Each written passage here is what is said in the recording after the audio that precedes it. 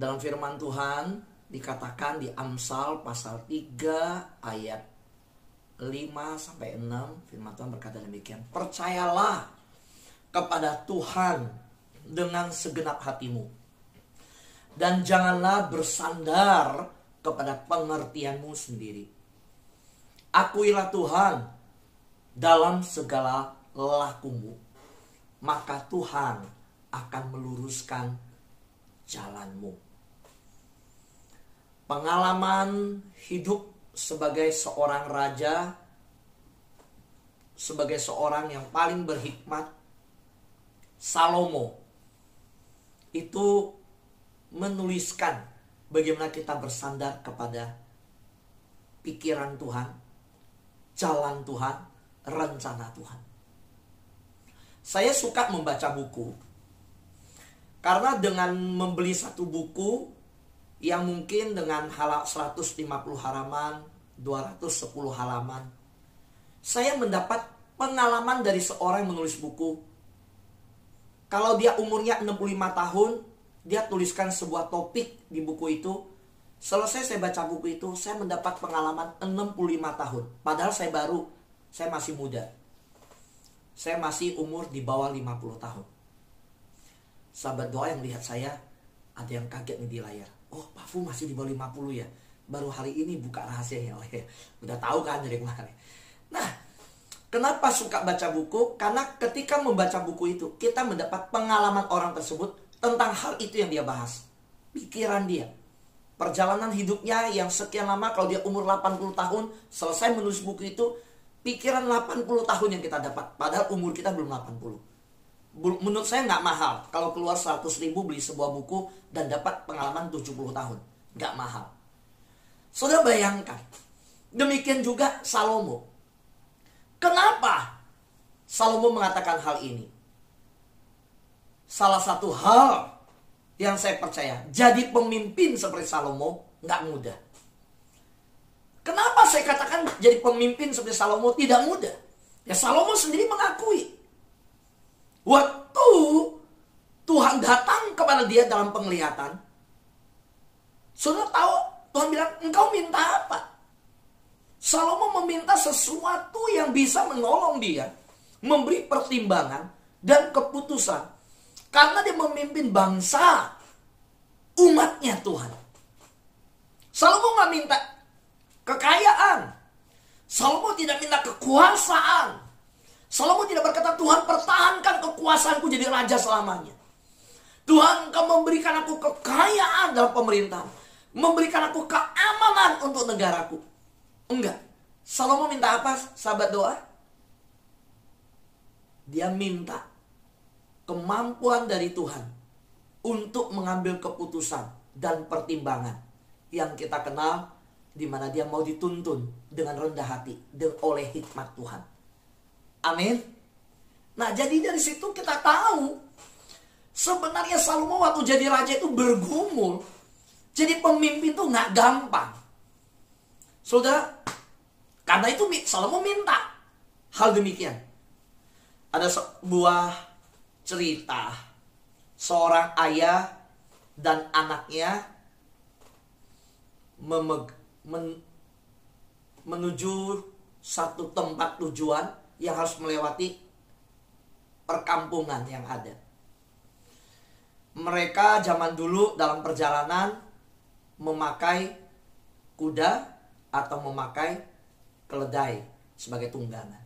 Nah, bapak ini ya dan masyarakat sana, kuda itu cuma bisa dipakai oleh militer, oleh negara. Masyarakat yang miskin nggak bisa. Cuma ada hewan peliharaan keledai.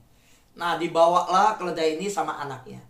Dalam perjalanan mungkin mengunjungi satu kakek nenek bulan penting, sang ayah membawa anaknya yang berdua mulai berjalan. Ketika mulai berjalan, ini ayah yang seorang papa, seorang pemimpin yang luar biasa. Nah, kamu naik duduk di keledainya dulu ya, kita jalan.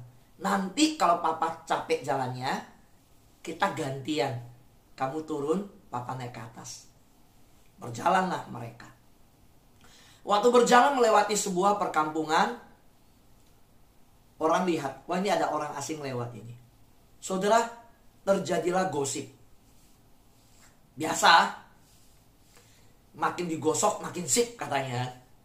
Mereka mulai melihat, dan orang kampung membicarakan orang yang lewat ini.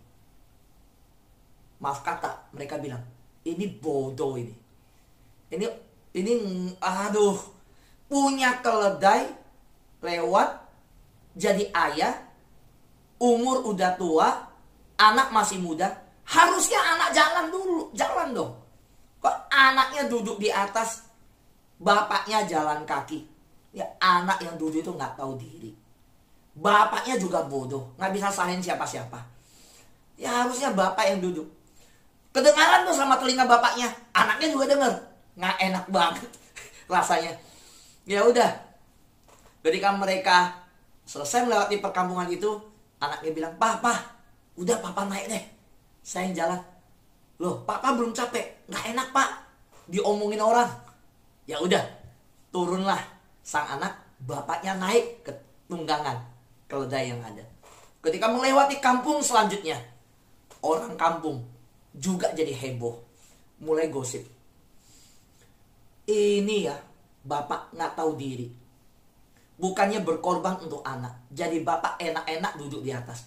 Anaknya yang disuruh jalan. Orang bapak mati pun rela untuk anak. Ini anak yang disuruh jalan, bapaknya duduk enak-enak di atas. Aduh, dengar itu nggak enak.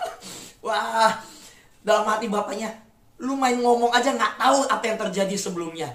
Ya, tapi mau jelasin apa? Masa mau jelasin satu kampung? Mau mengklirkan semua juga nggak? Udahlah, capek. Waktu mereka dengar begitu, lewat kampung selanjutnya, bapak sama anak bilang, dengar apa? Bapaknya bilang dengar. Lu dengar. Ya udah. Kita jalan kaki, kita tuntun deh keledai ini. Nggak usah naikin. Udah. Berdua jalan tuntun keledai. Lewat satu kampung. Orang kampung lihat. Ini sama-sama bodoh bapak sama anak. Itu binatang, itu kan binatang tunggangan. Nah, ngapain dituntun? Ya, naikin keledai itu. Keledai itu kan buat ditunggangin. Kan bisa bapak naik dulu, anak jalan dulu, atau anak jalan dulu, bapak naik dulu. Ini bapak sama anak sama-sama tuntun keledai. Ini bukan manusia manfaatin hewan, ini hewan yang manfaatin manusia. Ini bapak sama anak sama-sama bodoh. Aduh, dengar itu pusing ini bapak sama anak. Ini ada aja omongan orang. Susah jadi orang. Akhirnya mereka putusin apa?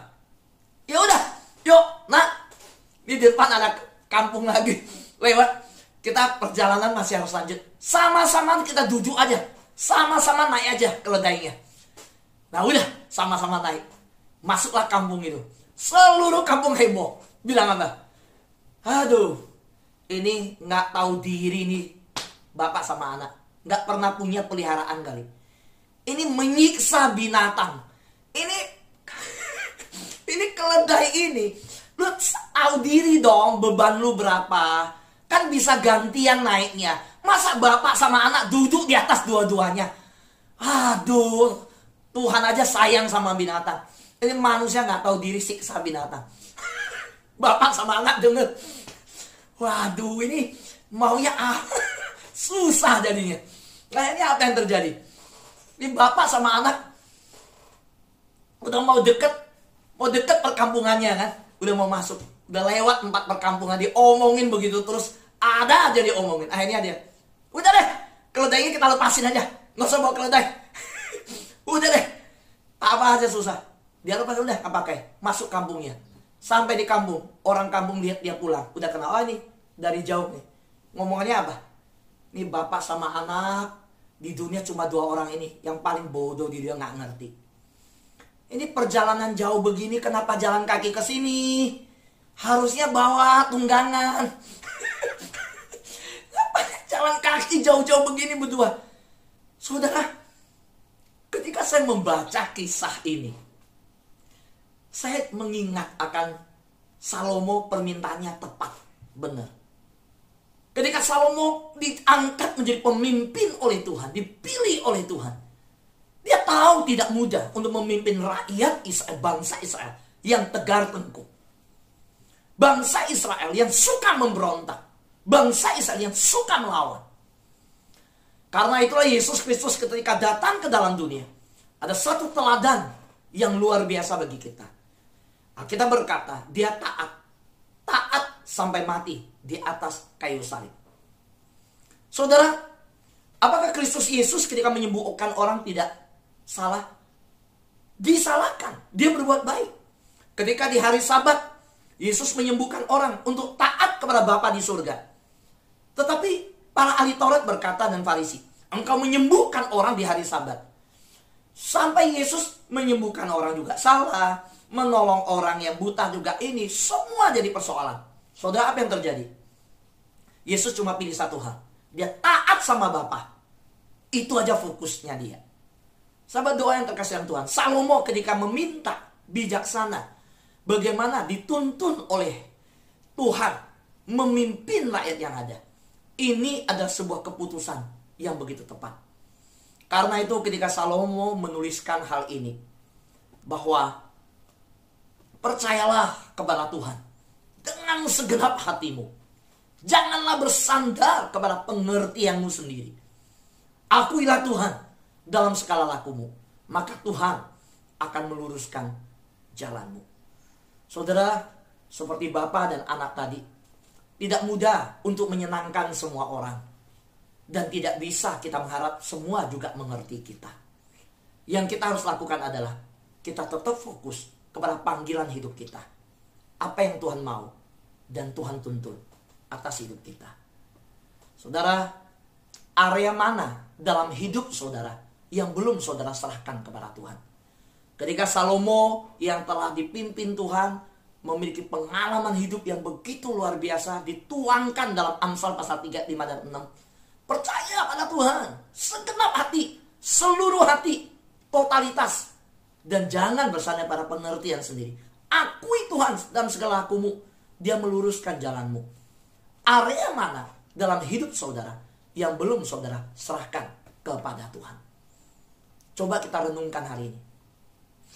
Ketika berdoa, sahabat doa yang terkasih dalam Tuhan, untuk contoh, kita berdoa untuk masuk rumah baru, untuk kantor baru. Saya percaya teman-teman hamba Tuhan ketika berdoa, kita berdoa untuk seluruhnya. Tidak ada yang mengundang hamba Tuhan berdoa, Pak, doakan rumah saya, tapi doain dapur sama pekarangan sama parkir. Ruang utama nggak usah doa. Enggak, namanya doa ucapan syukur, doa pemberkatan rumah. Ya seluruh bagian pasti didoakan, dikuduskan oleh Tuhan. Amin. Demikian juga area hidup kita. Waktu Tuhan mau kita menyerahkan diri kita, Tuhan ingin seluruh hidup kita, totalitas kita serahkan sama Tuhan. Seluruhnya. Tidak ada area yang kita simpan. Saudara yang terkasih dalam Tuhan, selama kita belum menyerahkan segala bidang kehidupan kepada Tuhan, saudara berada di bawah tekanan. Pasti. Saudara, sama juga ketika saudara berada di dalam satu negara, saudara tidak menyetujui bagian-bagian aturan yang diterapkan dalam bisnis oleh aturan negara itu. Saudara masuk sebuah negara baru, saudara berdagang di sana, saudara akan mengalami tekanan. Ternyata negara itu memiliki aturan bahwa harus dengan dolar, tidak dengan rupiah. Karena itu aturan yang sudah ditetapkan untuk perdagangan. Maka ketika saudara tidak menyerahkan diri untuk mentaati aturan tersebut, saudara akan merasa di bawah tekanan. Sama dalam pernikahan. Di dalam pernikahan Tuhan berkata ada aturannya yang Tuhan berikan, menjaga kekudusan pernikahan. Ketika saudara belum menyerahkan bidang kehidupan itu kepada Tuhan, saudara akan merasa tertekan dalam kehidupan. Sahabat doa yang terkasih dalam Tuhan, pada waktu Tuhan memimpin Daud, bahwa Tuhan tidak menyetujui dia menghitung pasukan. Daud melakukannya. Hidup Daud di dalam keadaan tidak sejahtera. Kita tahu bahwa ketika Tuhan meminta Saul menyerahkan diri menjadi raja. Dia bersembunyi di barisan yang ada. Tidak ada damai sejahtera. Demikian juga ketika Tuhan memanggil. Di dalam sejarah Alkitab kita menemukan baik Lot, baik Nuh, baik itu Deborah, maupun itu Ruth. Saudara, segala sesuatu yang mereka kerjakan adalah sebuah pekerjaan yang namanya menyerahkan diri total. Seperti Maria yang berkata, jadilah perkataanmu, aku ini hamba. Ketika dia diberitakan engkau akan hamil, engkau akan mengandung seorang bayi. Di dalam segala pergumulan sebagai wanita yang belum menikah, Maria pasti punya pergumulan.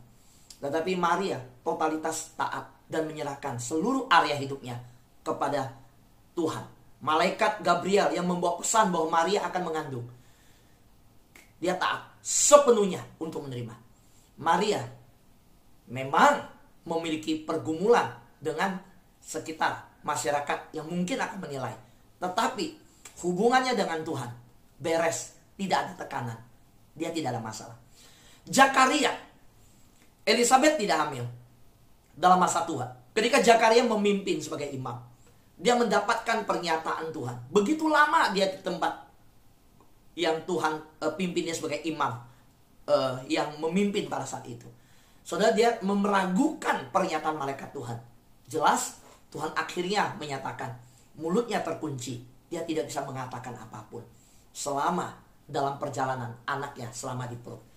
Saudara yang terkasih dalam Tuhan, sahabat doa yang terkasih, selama kita belum menyerahkan segala bidang kehidupan kita kepada Tuhan, kita berada di bawah tekanan.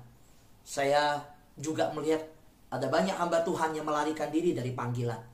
Inilah yang dialami. Bukan hidup yang dalam damai sejahtera, tapi hidup di dalam tekanan, stres, pergumulan. Nah, bagaimana dengan kita hari ini? Area hidup mana yang kita belum serahkan? Saudara,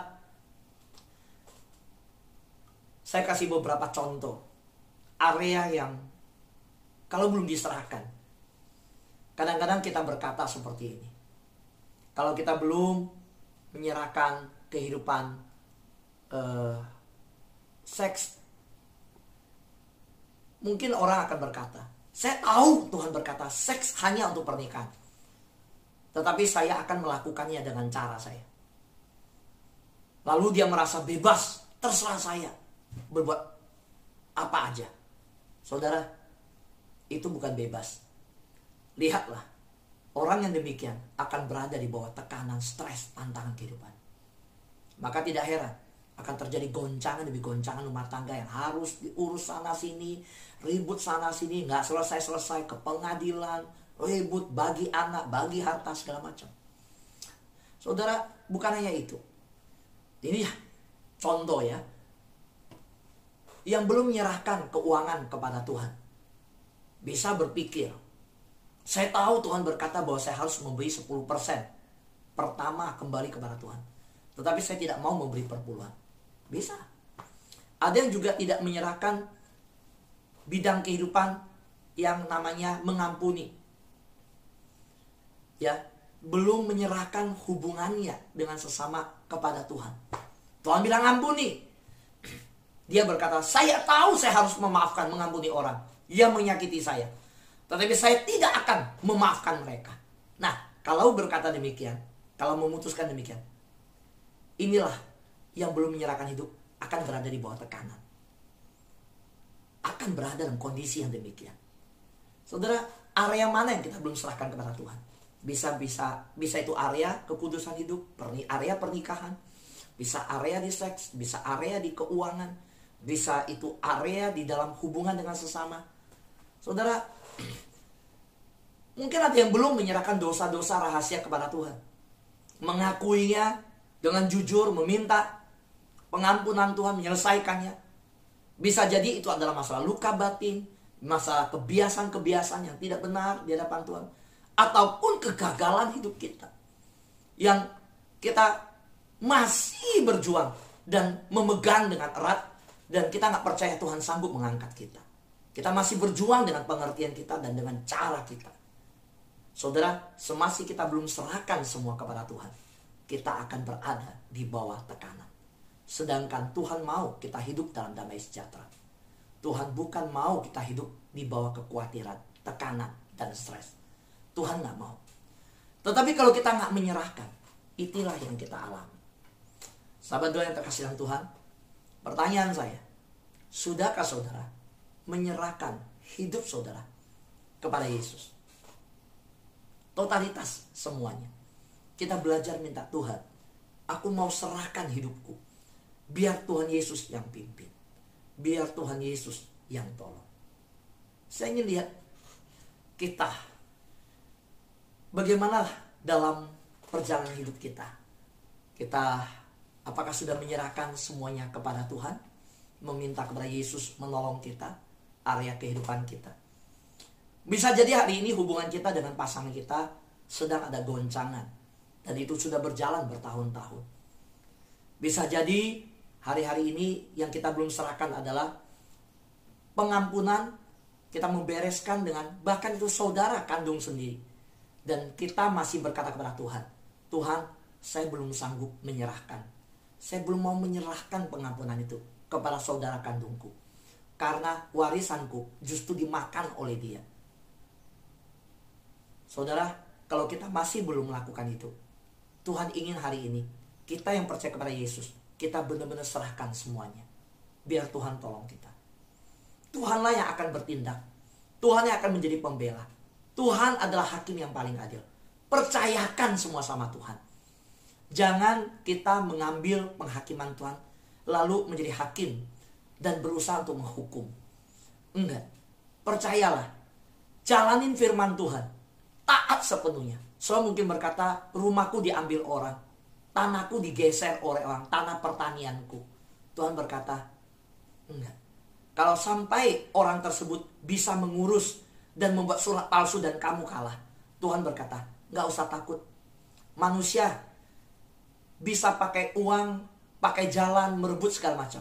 Tapi Tuhan tahu semua. Saudara tahu, seorang yang kebunnya direbut, namanya kebun yang direbut Nabot, di mana raja yang melihat kebun anggurnya bagus dan mau. Oh, saudara, jahat sekali. Tetapi setelah raja itu mengambil, apakah diam? Nggak diam. Tuhan tahu. Saudara tahu ketika Daud mengambil istri Uria, apakah Tuhan tidak tahu? Semua rakyat ada yang tahu. Daud tutupin semua.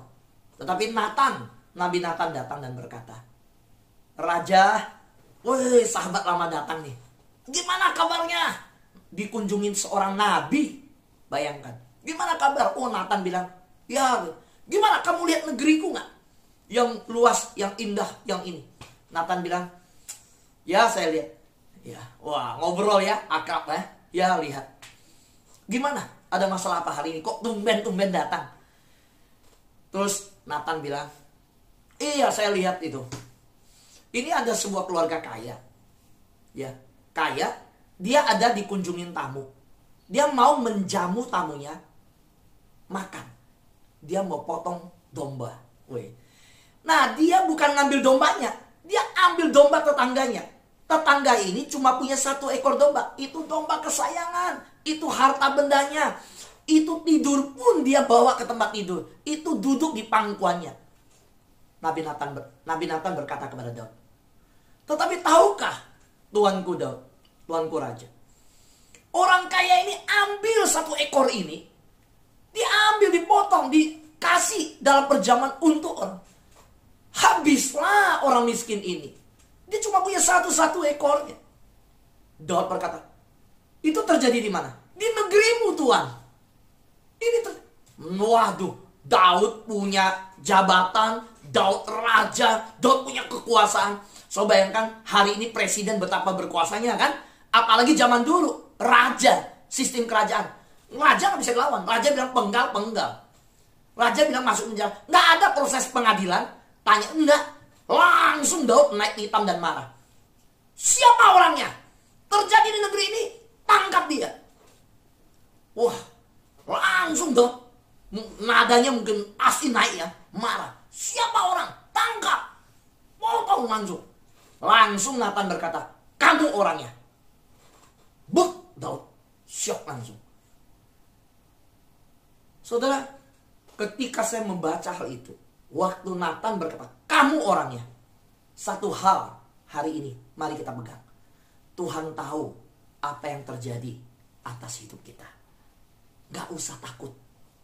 Tuhan mengenali jalan hidup kita 1 tahun ke depan. Jangankan 1 tahun, 10 tahun ke depan Tuhan tahu. 100 tahun ke depan tahu. 1 abad lagi Tuhan tahu. Dunia akan seperti apa. Orang dunia berakhir, dia yang tentukan kok kapan datang. Bapa di surga yang tentukan. Jadi, biarlah kita serahkan kekhawatiran kita. Serahkan semua hal yang belum kita serahkan kepada Tuhan. Supaya hidup kita mengalami damai sejahtera. Selama kita memegang erat, kita belum serahkan. Kita akan berada di bawah tekanan. Seorang anak kecil bertemu dengan orang dewasa. Anak kecil itu pegang erat-erat. Ya, sedangkan orang dewasa ini dia bilang, serahkan sama saya. Nggak mau diserahkan. Lalu orang dewasa itu kalau mau paksa tangannya ambil. Saya mau tanya, anak kecil umur 7 tahun lawan orang dewasa 40 tahun yang merebut sesuatu dari tangannya, siapa yang menang? Pasti orang dewasa yang 40 tahun. Yang anak kecil tangannya seberapa kuat genggamnya. Saudara, kalau Tuhan berkata serahkan. Tuhan pencipta langit dan bumi. Dia tahu apa yang terbaik untuk kita. Kalau sampai Tuhan turun tangan, itu kita nggak akan mampu, saudara. Lebih baik kita angkat tangan, kita buka tangan kita dan berserah sama Tuhan. Biar Tuhan yang ambil. Sehingga Tuhan tidak perlu turun tangan dan memaksa dengan tangannya. Saya percaya Tuhan tidak pernah mau memaksa. Yang Tuhan mau, Tuhan ulurkan tangan dan berkata, kembalilah anakku, serahkan semua pergumulanmu. Serahkan area hidupmu. Aku akan tangani semua. Amin. Tuhan berkati kita semua.